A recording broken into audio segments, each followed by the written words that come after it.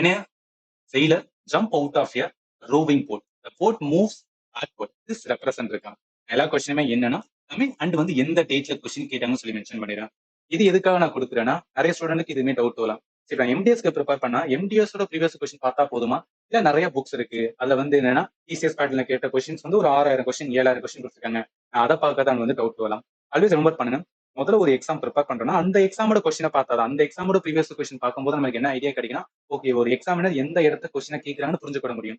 இதெல்லாத்தையும் பார்த்ததுக்கு அதுக்கப்புறம் என்ன பண்ணலாம்னு வச்சுக்கலாம். நீங்க அதர் வந்து என்னன்னா எஸ்எஸ்சி எக்ஸாம் இருக்கு, சிஜிஎல் சிபிஓ அதை வந்து பார்க்கலாம். பட் எடுத்தோடனே வந்து நான் சிஜிஎல் சிபிஓ செலக்ஷன் போஸ்ட் இல்ல வந்து என்ன அப்படின்னு பாத்தீங்கன்னா சிஹெச்எஸ்எல் இது மாதிரி போகாதீங்க. எதுக்காக சொல்ல வரேன் அப்படின்னா ஒவ்வொரு எக்ஸாமுக்கும் ஒவ்வொரு மாதிரி இருக்கும். அதோட பேட்டர்னே வேற மாதிரி இருக்கும். ஏன்னா இதுல எம்டிஎஸ்க்கு தான் என்னன்னா ஜிகேக்கு இங்கிலீஷுக்கு தான் வந்து ஹை ப்ரையாரிட்டி. ஏன்னா இதுல என்ன ஸ்கோர் பண்றோமோ அதுதான் மெரிட் லிஸ்ட்ல வரும். அதனால இதுல கேட்கிற கொஸ்டினோட இது வந்து கொஞ்சம் டிஃப்ரெண்டா இருக்கும். அதை புரிஞ்சுக்குங்க.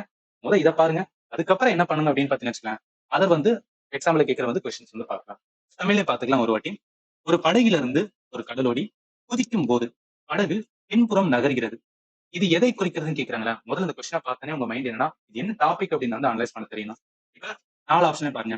என்ன சொல்றாங்க? நியூட்டனோட லாவை சொல்றாங்க. அப்ப என்ன சொல்றாங்கன்னா பிசிக்ஸ்ல இது லா ஆஃப் மோஷன் அப்படின்னு சொல்லிட்டு ஒரு டாபிக் இருக்கும். லா ஆஃப் மோஷன் சொல்லிட்டு வந்து ஒரு டாபிக் இருக்கு. நான் எல்லாமே ப்ராப்பரா டீச் பண்ணிருக்கேன்.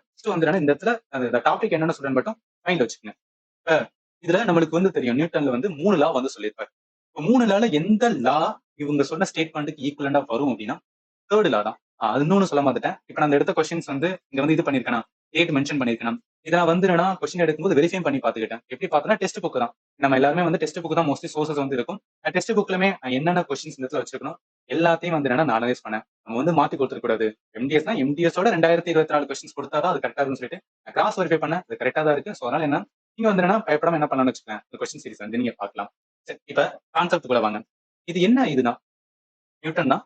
நியூட்டனோட எந்த லா அப்படின்னு கேட்டீங்கன்னு வச்சுக்கலாம். நியூட்டனோட தேர்ட் லா ஆஃப் வந்து motion. Third law of motion சிம்பிளா சொல்ல போனா எந்த ஒரு வினைக்கு எதிர்வினை இருக்கும் ரைட்டா.